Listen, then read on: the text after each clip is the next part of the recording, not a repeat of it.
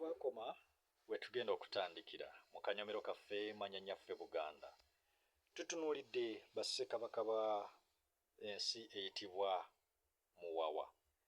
Nakugambye bwe nnaasobya ne ngiyita Buganda onaansonyiirawo nanti enjogera ennyangu kabaka oyinza omuyita Kalata. Wetwakoma omulundi guli ogwayita nga tutunuulidde bassekabaka abawerera ddala 7 ab'ensi Muwawa, okuviira kabaka ayitibwa Ttonda okutuuka kabaka ayitibwa Nabbongo oba Nabongo. Kabaka gwe tugendako ow'omunaana ayitibwa kabaka Wanga eyasooka.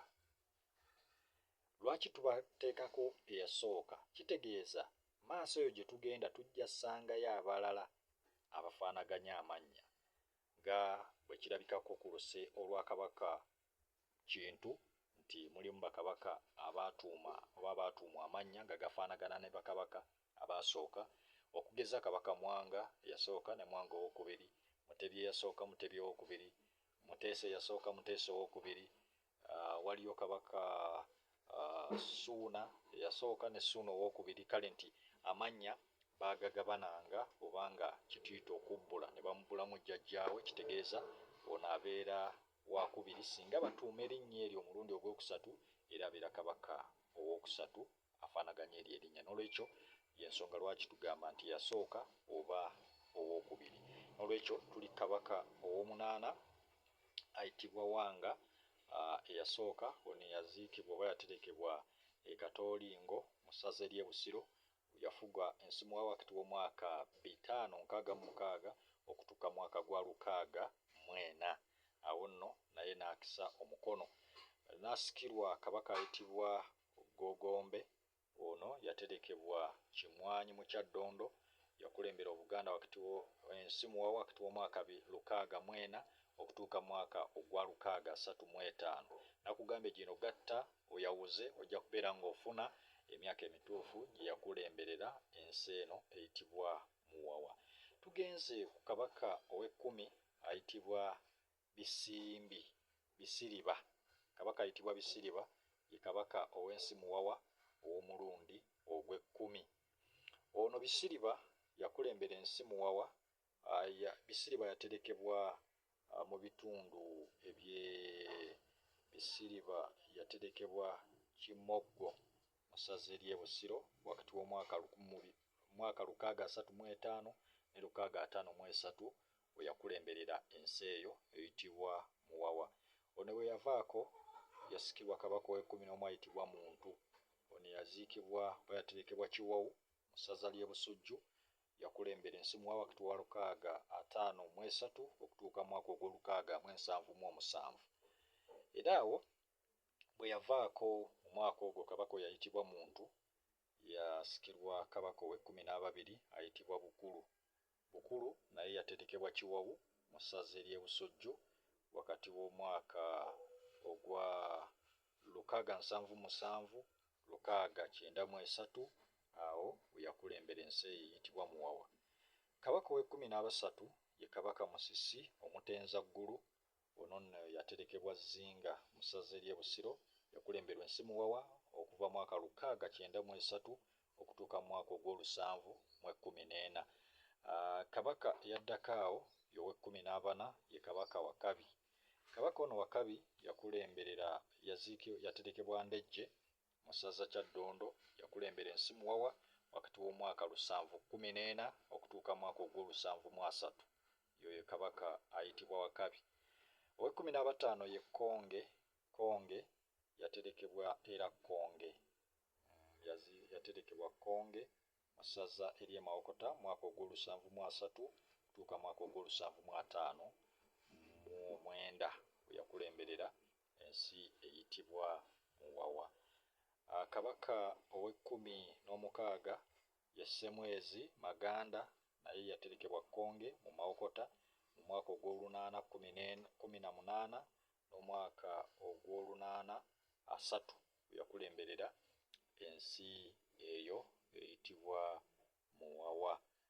Bwe tuyongeraho kabaka ow'e18 ayitibwa Mirimu w'Endejje. Mirimu w'Endejje mu Kyaddondo mwaka 830 okutuuka mwaka ogw'olunaana-843 we yakulemberera ensi eyitibwa Muwawa. Kabaka eyaddako awo yali ayitibwa Lubanga eyasooka, naye Wendejje we yaterekebwa mu Kyaddondo yafuga ensi Muwawa wakati w'omwaka 843 okutuuka mwaka ogw'olunaana-8. Awo nno bwe twava awo kabaka eyaddako yali ayitibwa Namuwala Ggulu. Kabaka Namuwala Ggulu ye yaddako awo. Kabaka Namuwala Ggulu yali wa 20, yaziikibwa oba yaterekebwa Kawuga mu Kyaggwe mwaka ogw'olunaana-8 okutuuka mwaka ogw'olwenda-3 we yakulemberera ensi Muwawa. Bwe tweyongerayo mwaka kabaka eyaddako yayitibwa Mugerere. Ono yaziikibwa oba yaterekebwa Namusasa. Namusasa gye yaterekebwa mu Kyaggwe mwaka ogw'olwenda-3 okutuuka mwaka ogw'olwenda-15. Ate yaddako awo ye kabaka ayitibwa Lubanga. Lubanga naye yaterekebwa Namusa mu Kyaggwe mwaka ogw'olwenda-15 okutuuka mwaka ogw'olwenda-31. Kabaka eyaddako yayitibwa Mulindwa. Mulindwa yali wa 20, yali kabaka wa 23. Ono yaterekebwa ono yabula bubuzi. Mulindwa teyalabikako masiro ge nga bwe tulaba kabaka Kintu. Ono naye yabula bubuzi, yabula oba yalamula ensi Muwawa wakati w'omwaka 903 okutuuka mwaka ogw'olwenda-41. Mulindwa bw'avaako kabaka eyaddako baali bamuyita Bukadde Bukookooma. Bukadde Bukookooma ono yaterekebwa Naggalabi mu ssaza ery'e Busiro.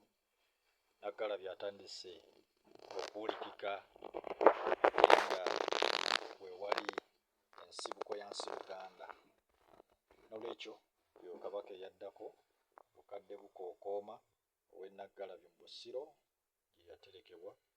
Ono yalamula ensi Muwawa mu mwaka ogw'olwenda-41 okutuuka mwaka ogw'olwenda-6. Yoyo ayitibwa Bukadde Bukookooma. Ate yaddako awo Lukonge Ssenkoole era naye we Naggalabi mu Busiro mwaka 906 okutuuka mwaka ogw'olwenda-72 we yalamula ensi Muwawa. Bwe tuyongerayo kabaka ayitibwa Beene ye yaddako. Ono Mityebiri Bulondo mu Busiro yaterekebwa wakati w'omwaka 972 okutuuka mu 993 we yalamulira ensi eyitibwa Muwawa. Tugenda kukomekkereza ne kabaka ayitibwa Mukama. Mukama ono yaterekebwa Katoolingo mu ssaza ery'e Busiro wakati w'omwaka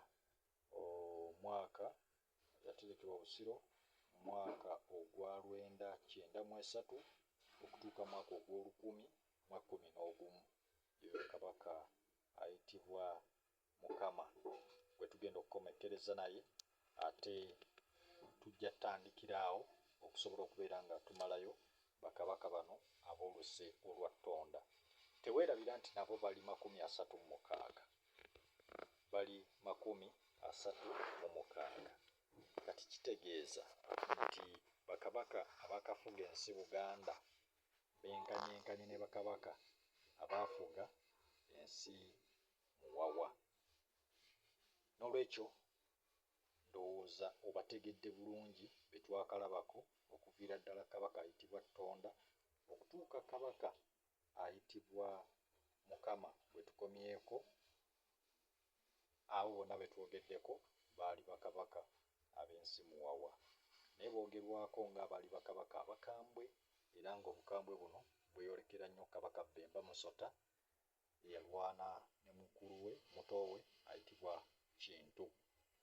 N'olwekyo kkiriza tukome awo olwaleero, era nga bulijjo we tukomye bwe tujja okubeera nga tutandikira omulundi gwaffe ogunaddako.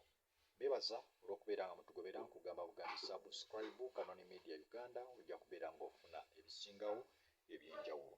Muzzukulu wa Mutasinga omuzirambwa Mulindwa Burhan Munaggomba, mbeebaza b'entambula nammwe abatugobera ku TikTok, kye mukola kya mulembe. Mubeere bulungi, mweraba.